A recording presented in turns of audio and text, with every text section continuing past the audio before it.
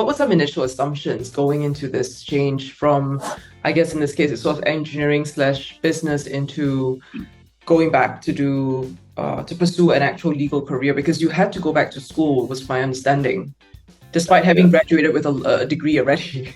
Yeah, I mean, you to be able to qualify as a solicitor, you need to have gone through a training contract program, and to be able to qualify for a training contract program with a law firm, you'll have to have finished a professional study course, which in the UK called the LPC, the Legal Practice Course, and in Hong Kong it's the PCLL. But to be qualified to take that course, you need to have a law undergrad, or in the case in the UK, you can take a GDL conversion course, which stands for Graduate Diploma of Law.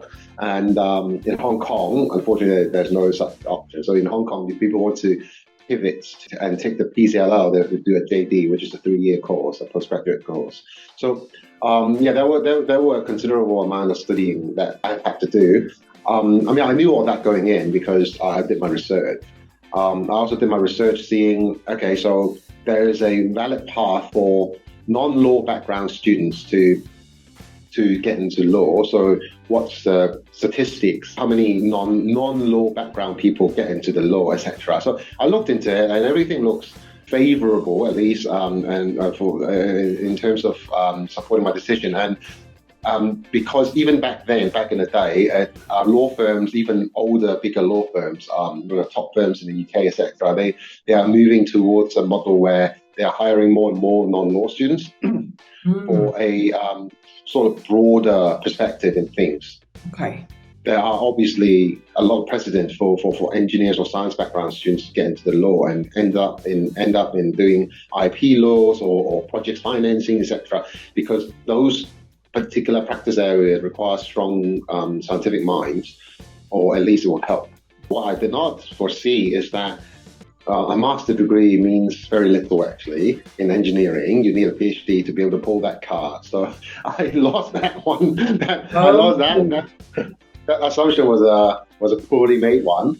It's not to be able to do the IP law. It's to be able to leverage that. I see. And there's a massive, there's actually a massive schism between the UK English law system and the US law system. What I've read a lot about IP lawyers, etc., is actually from the US law perspective, where PhD gradually became IP lawyers by working for IP law firms while doing studies, etc., and then gaining their degree out that way, and then gaining, and then obviously passing the bar, and then making massive amount of money. But the system in the UK is a bit more different. But at any rate, the conclusion that was drawn back then was that I need a PhD degree to really leverage my science background. So my science background, whilst interesting and a talking point for sure at interview, is not really a big selling point. The second hurdle that was rather unexpected was that visa is an issue. So far fewer law firms offer visa. Even some of the bigger international law firms, they didn't. And simply the options closed to me. And to compound on that, it's the fact that whilst statistically it's true that non-law students, I think account for 46 to 48% back then anyway, of new trainees going into the training contract programs or on their path to qualification. Most of those students actually pivot, quote unquote pivot, before graduation. So it would be like a history student or a philosophy student. By year 2 or start of year 2 of their uni major, they would have already made up their mind that they might want to try law. So what they would have over my application would be that they would have had the chance to apply for FAC schemes, vacation schemes. When you join the FAC scheme, it's a daunting interview process, and if you manage to get in, after your 4 weeks or 6 weeks or whatever there, the partners there will give you an interview, and if you pass, you'll get a training contract. So turns out a rather chunky portion of the 40% of non-law background students have done one, and they have already got the training contract then. So obviously, as I mentioned, you need to have done the training contract to qualify. If you can't even get there, then you wasted your law degree, basically.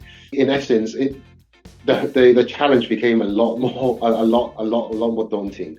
Obviously, going back to the UK, before I went back to the UK, I already, I planned my kind of backup. I knew that back then, if I do my GDL, I could take a law conversion exam in Hong Kong and then be qualified to take PCLL in Hong Kong.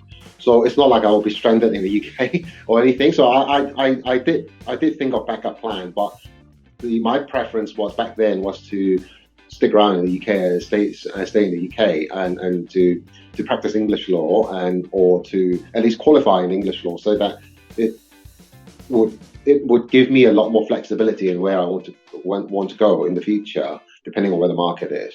So having said that, that was a bit of a shock for me. Another related hurdle was back in the day when I was considering that pivot. I wasn't sure as to whether I want to end up being a barrister or solicitor. But as it turns out, being a barrister even harder than a solicitor, and non-law background barrister is very, very rare. So I quite quickly I gave up on that idea and I focused my mind on being a solicitor. But then obviously I ran into all those issues. So it's I had a question here about a specific tough moment or a setback, but I just feel like there was so many in that journey for yourself, like even just trying to go back to the school. You went back to law school basically a bit older, I would assume, than your peers. And how old are you by the time you were done and graduated then? When I went back to GDL, I was 24. Yeah, around 24. GDL course was only a 10-month course, thankfully. And so the way GDL is structured is that they basically compress 2.5 years of practical with not that much theory, with less theory than maybe you would have to learn in uni, and they compress the 2.5 years worth of topics into 10 months. Nice. 10 month intense. About, I think the average expectation was about 4 to 5 hours of workshops or lectures every day, and then you've got about 6 hours of reading a night. Right. So that was it was quite intense.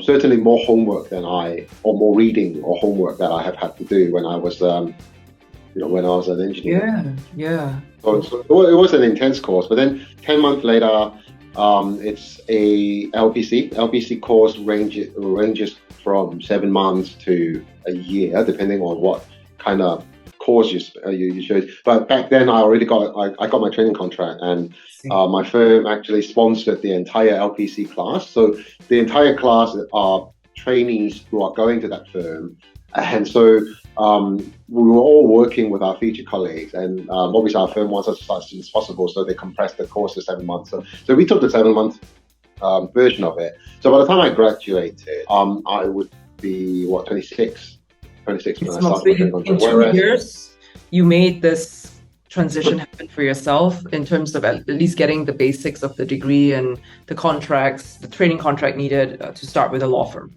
Yes, to get the training contract to start with.